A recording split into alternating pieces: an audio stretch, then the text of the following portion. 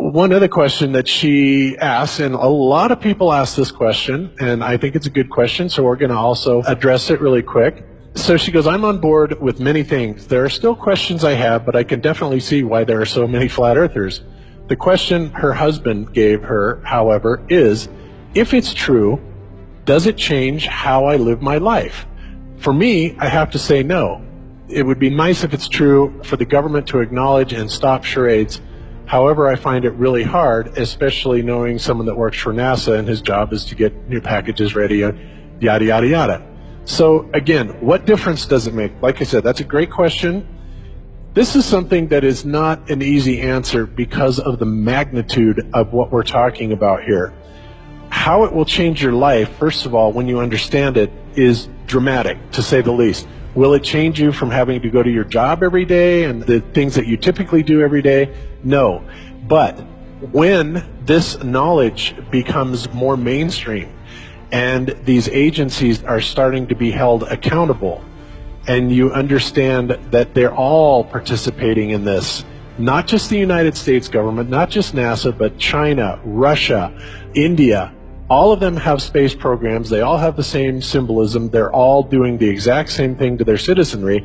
And the first thing you have to understand about this is that the deception goes all the way to the top. And when I say all the way to the top, you have to kind of get rid of the notion that the people at the very highest levels are working together. The people that control the world we're not against each other. There was never any such thing really as the Cold War. We're really not enemies with anybody else. This is all a facade that's being brought on for our benefit. But the people that are in power, that have all the money, the Rockefellers, the Rothschilds, the Morgans, the on and on and on, these are the people that literally run the central banking system, which of course has permeated the entire world. And any country that tries to get away from it, their leaders are quickly assassinated. It goes on and on and on. So you have to understand conspiracies a little bit to understand the magnitude of this deception. So why would they do this? Why are they trying to hide the fact that we are on an infinite plane or on a flat earth rather than a ball? Well, the answer to that, there's a lot of answers to that, but in my personal opinion, if you isolate people into the idea that they're on a blue marble that's in the middle of a universe that is really insignificant and there's thousands of millions and billions of other worlds and possibly other civilizations, that makes most people think that we are insignificant and that we did actually come about as some sort of an accident. Now, when people believe that, their minds are much more malleable into being given the idea that there is no God, there is no creator, that all of this is just some sort of random happenstance. And because of that, that also gives the controllers this fertile soil to build other deceptions on. And it's all about control. Remember, it's not about money. Money is irrelevant. They print the money. Money is just something that you and I agree has value, but it really is just pieces of paper, right? These people are printing the money. They can print money all day long if they want to, and they do. So it's not about that, and it's not just about power either. It's about total control, mental, physical, spiritual, every way, shape, form possible. And to wrap your head around this type of deception, whether you're religious or not, if you're religious, then you understand that this is Satan's plan all along. If you're not religious, then you need to understand that people are power hungry and they will do anything to gain and maintain this type of control. So I've kind of ranted on this a lot. So John and Jaren, if you would add into this for my relative and kind of elaborate on what I said. I would just add that a lot of people don't realize it, but really the fundamental cornerstone of nihilism, and really nihilism is sort of the most profound version of atheism. Really, atheism is probably the most popular quote-unquote religion, at least in America and probably worldwide. There's more atheists at heart because of one simple fact, and that is this whole Copernican principle, or this Big Bang Theory universe where the entire planet and even the galaxy are like a mere speck of dust and completely insignificant in the grand scheme of things. So from that perspective, if the Earth itself is just nothing special, in the grand scheme of things, then how could anything that we do in our lives be of remote consequence whatsoever? And so this whole mindset, again, is sort of the founding cornerstone of atheism and ultimately nihilism. However, when people realize that the Big Bang is a load of theoretical bollocks, then it really changes this entire foundation of the world's perspective of this ultimately nihilist viewpoint. And so even if you don't consider yourself religious, that's probably because you've been affected by this culture that is ultimately nihilist. Yep, well said. And I think so obvious when you look at, and Bob, you put it perfectly, that just what the money system has done to this country and to the world, really. In the book, Why a Bankrupt America, it said that the Federal Reserve pays the Bureau of Engraving and Printing approximately $23 for each 1,000 notes printed. So 10,000 $100 notes, which is $1 million, cost the Federal Reserve $230.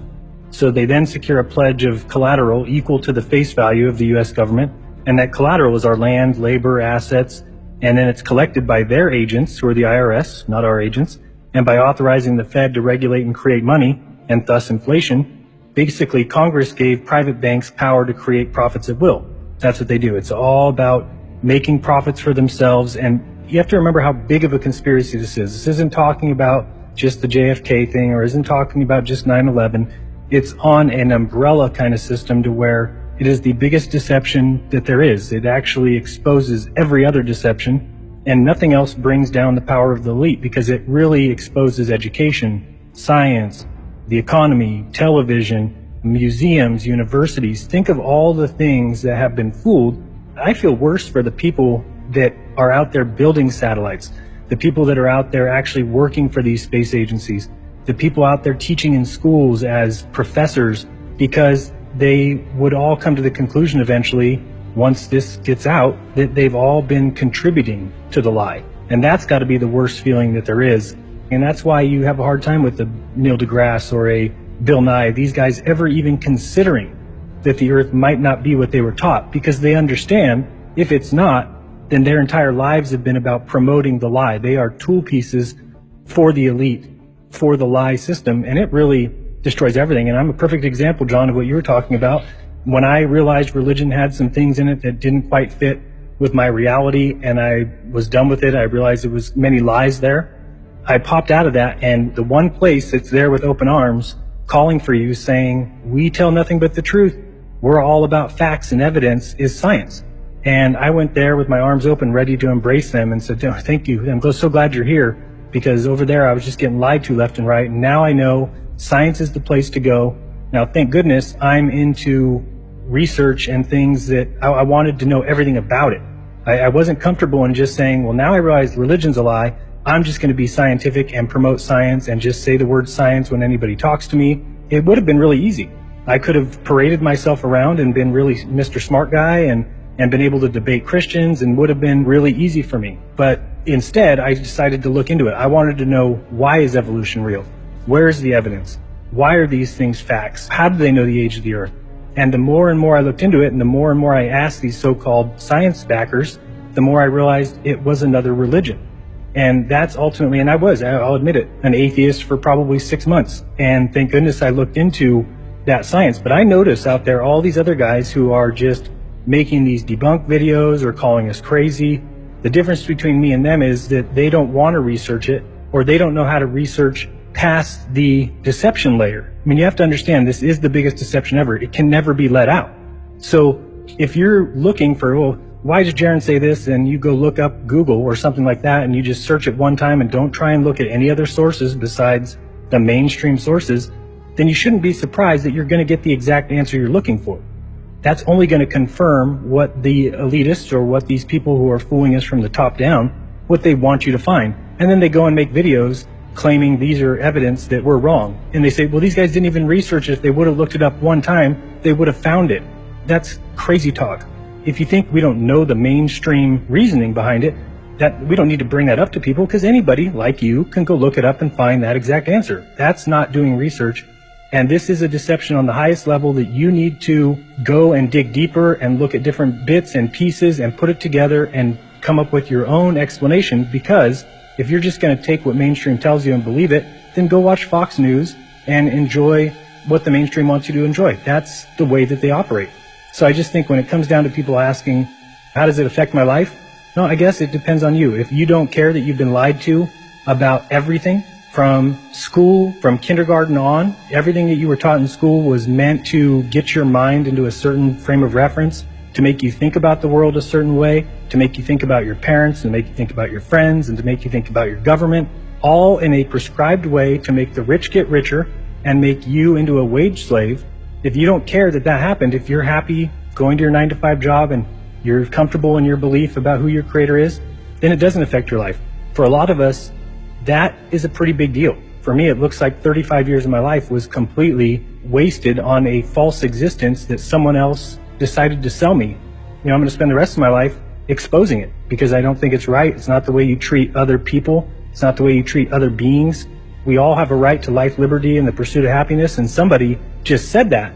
They told us that, but then behind the scenes, they made sure that they kept us unhappy and that we weren't free and that they were the ones who got to enjoy the good life while we worked for them. Just well said. So ultimately, to get back to the question, how will it change your daily life? Well, until it's actually exposed, not a whole lot, because we're still slaves to this very same system. We still have to go to our jobs. We still have to pay the bills, yada, yada, yada. However, think about when this idea catches on and the awareness of the level of deception that we are kept under. And I think a lot of people are waking up to it. 9/11, being the fraud that it is, Sandy Hook being a fraud, on and on and on. But at some point, we're hoping that this is going to hit critical mass.